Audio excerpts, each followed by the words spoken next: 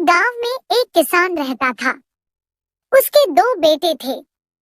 किसान मेहनती था, लेकिन उसके दोनों बेटे आलसी थे। किसान उन्हें समझाया करता, पर उनमें कोई असर नहीं होता।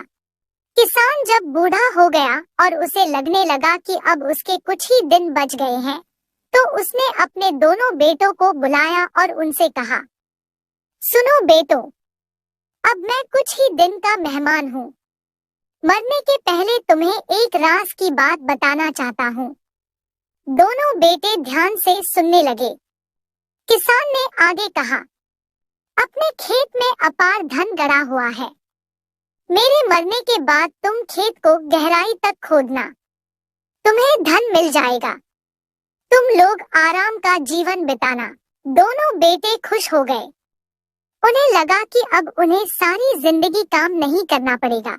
कुछ दिनों बाद किसान की मृत्यु हो गई। उसका अंतिम संस्कार करने के बाद दोनों बेटे खेत में जाकर खुदाई करने लगे। कई दिनों तक खेत खोदने के बाद भी उन्हें कुछ नहीं मिला।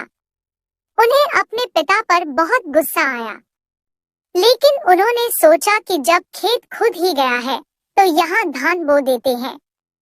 उन्होंने खेत में धान बो दिया। कुछ माह बाद खेत धान से लहलहा उठा। धान बेचकर उन्होंने अच्छा खासा धन कमा लिया।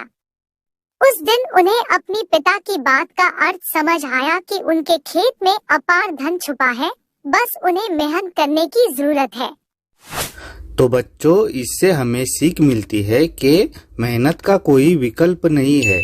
आलस छोड़ो, मेहनत करो।